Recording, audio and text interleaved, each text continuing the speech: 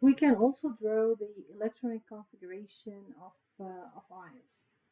These are element ions. So we said that the group number one, they lose one electron and they do become a positive charge. This is how the one electron is lost. Group number two, they lose two electrons and they become two positive charge. So they lose two electrons. The group number three, they lose three electrons and they become 3 plus. This is the 3 electron. Normally, when the number of electrons are written to the right, this means that you are losing electrons. When the number of electrons is written to the left, this means that you are gaining electrons. So group number 5 gains 3 electrons and becomes N3 negative. Group number 6 gains 2 electrons, becomes 2 negative. And group number 7 gains 1 electron and becomes A1 negative. So the question is, draw the electronic configuration now of the ion, okay? Not the neutral element, it's the ion, the Na plus in there. So you start whenever you have a question like this, you start with the electronic configuration of the regular element, the neutral element. You draw its regular electronic configuration. We know that sodium is group number one, so it's gonna end up in 3s1. It does have 11 electrons. Okay. Now, sodium loses one electron because it is N plus in there. So here we need to lose one electron. Guys, when you lose an electron or when you gain an electron, you add this to the outermost shell. So you look at the last shell, which is N equal to 3, and you lose or gain electrons from that particular shell. So here I want to lose one electron, so I'm going to lose it from the S shell, from the 3, from N equal to 3 shell. This is the S orbital. I mean, so now the electronic configuration is going to be for the Na plus. Here I'm losing one electron, so you're going to lose that. Okay, so it's going to be 1s2, 2s2, 2p6. That's it. This is it. And we can write it as a 3s0 in there, or we can simply skip the s. You don't have to write the 3s0. You can end in the 2p6, and this is the electronic configuration of the ion. This is the electronic configuration of the sodium cation. Let's draw the electronic configuration of Mg2 plus. Okay, so to draw the electronic configuration of Mg2 plus, I need first to draw the electronic configuration of Mg, which is 12 electrons in there. So Mg is 12 electrons. This is the atomic number. Notice here, yeah, I want you to check this. Check this. Sodium, when it's a neutral, it's going to have 11 electrons. Okay. However, when sodium is a plus a charge, its number of electrons, count them, it's 10. So whenever it's a plus a charge, you just subtract 1 from the 11. So now sodium has 10 electrons. Okay. So whenever the element is in its ionic form, you have to pay attention because the number of electrons is different than the atomic number. So please pay attention to that. When it is in a neutral charge, zero charge, I mean, then the number of electrons is equal to the atomic number. Whenever it is a charge, then the number of electrons is different than the atomic number. It depends on the charge of the particular ion. So magnesium is 12, right? So we're going to draw the electronic configuration for magnesium, which is 1s2, 2s2, 2p6, and the 3s2. It ends up in 3s2 because it is in group number 2 in the periodic table, and this is its valence electrons. So if I want to go ahead and draw, this is for 12 electron magnesium, zero charge. So if it's 2 plus, then I'm just going to go to the n equal to 3 and take out those 2 electrons. So the total number of electrons is what now? It's 10. So Mg2 plus has 12 minus 2, so it has 10 electrons. So this one has 10 electrons.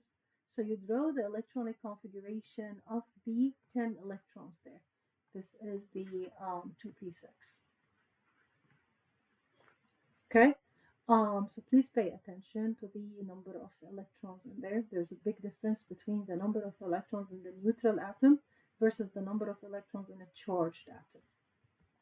Negative, this means that I want to add, okay? So here the nitrogen has a total of 10 electrons, 7 plus a 3.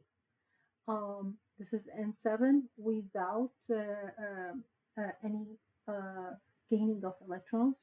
So it has 7 electrons in its the total electrons. It has N equal to 7. So we're going to go ahead and draw the electronic configuration of nitrogen, 1s2, 2s2, and 2p3. This is supposed to be group number 5. That's why you have 5 electrons in its outermost shell. So now what I need is 3 minus. So I want to add to the outermost shell, which is n equal to 2, and it is the p shell, because this is the only shell that can fit electrons. The s is completely filled. So the p can fit electrons. I want to add 3 more to it. Okay. So right now the p3 has 3 electrons. So I want to add 3 electrons more. So now my electronic configuration is going to be 2s2 and it's going to be 2p6 in there. So the new 3 electrons that I added, just make sure that they follow the Pauli exclusion principle in there, and they need to be in a different orientation. So if I want to compare the number of electrons of n equal to 7 versus nitrogen 7 3 minus, so for this one it does have 7 electrons.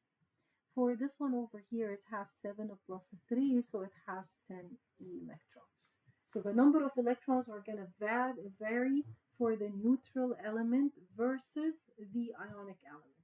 So pay attention to that. Here I am gaining 3 electrons. Okay. Here I am losing 2 electrons. These are worked examples in there. So sulfur 2 minus, I want to add 2 electrons to the 16. So you can draw the neutral one and then go ahead and add 2 electrons. So you look at the 4, you add 4 plus 2, so it's going to be 6. Or you simply add the 2 immediately to the 16, so it will be 18. And you write the electronic configuration for that. But just make sure to know that the number of electrons here is 18 electrons, and the number of electrons here is 16 electrons. Okay. Silver 47 versus Ag plus. So here the total number of electrons is 49 minus 1. So if you have plus, you subtract. So 49 minus 1. We already know the electronic configuration. We drew it earlier over here of silver. So I need to subtract 1 electron. So you have to take it from the 5s.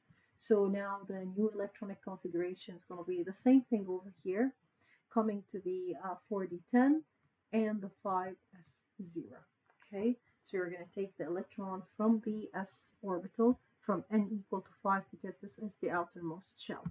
For iron, same thing. We drew the electronic configuration for iron. It is 26 electrons. Iron 3 plus is 26 minus a 3, so it is 23 electrons. I need to take out 3 electrons. So the 3 electrons that I'm going to take from here are going to be from the d orbital.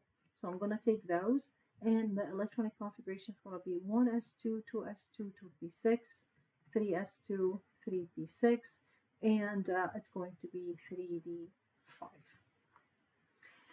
Bromine, I am adding 1 electron, so it's going to be 36 total. Okay, so you look at you draw the electronic configuration if you want of the bromine. That is 5, 4p5. It has a capacity of 1 electron, so you can add that, and it will be a 4p6. So you went from a not completely filled orbital into a completely filled p orbital. With respect to the element classifications, the periodic table is divided between representative elements. Representative elements, these are the elements of the S block and the P block. You have the transition elements. These are the elements of the D block. And then you have the inner transition elements. These are the inner transition elements. These are the elements of the F block or the F electrons. There are multiple properties of elements. We're just going to stick to three of them. The first one is the metallic character. And the metallic character is the ability of the metal to become more metallic. And the metallic character normally increases from right to left in a period and from top to bottom in a group. So as you go down the group, the metallic character is going to increase. This means that the tendency of the element to become a metal increases. The atomic size is similar to the trend of the metallic character. It increases from from right to left in a period, and from top to bottom in the group. So as you go down the group, the size, look at the size of the element in there, the size is going to increase. So you have cesium has a bigger size than lithium. Barium has a bigger size than beryllium. Ionization energy is the ability of the element to lose electron. Okay, it can lose one electron, can lose two electrons in there, or three electrons. So it's the ability for the element to lose an electron. We call it first ionization energy because it is losing just one electron, not more than that. And the ionization energy increases from bottom to top in a group and from left to right in a period. So let's have an example here. Which one has the largest atomic size? So we have francium, rubidium, chlorine, and fluorine. Look at your periodic table, you guys. You're going to see that francium is all the way, it's not found over here, but francium, if you look at the periodic table, let's pull the periodic table out. So francium is over here, and as you increase down the period, you can easily see that the size of the atom is going to increase. It's all the way to the far left of the periodic table, so that is going to make francium to be the biggest atomic size element compared to all of those. For which of the listed elements E, so it's just a regular, it's just a general element. Okay, so E is a general element. It can be any one of those.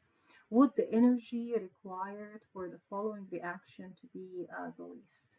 Well, here you go. So you do have gallium, sodium, calcium, and potassium.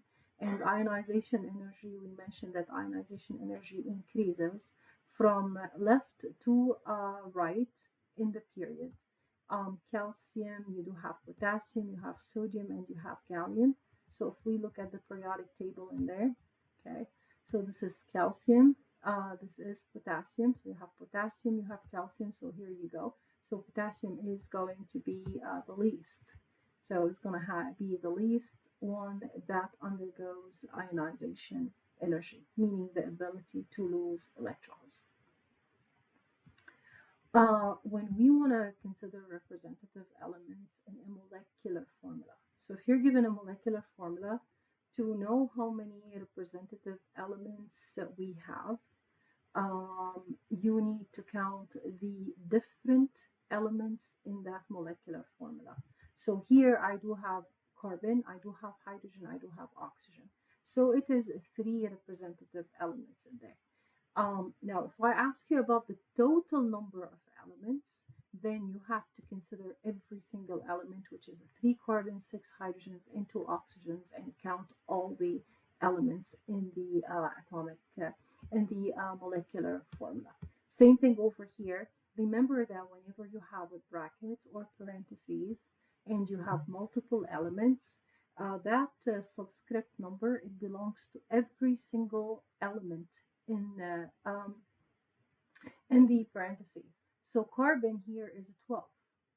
Hydrogen is 5 times 2, which is 10, and oxygen is 14. Okay, guys, so this is the end of the chapter. Please work your homework problems, and the key is already posted. If you have any questions, please let me know. Again, please remember to submit your homework.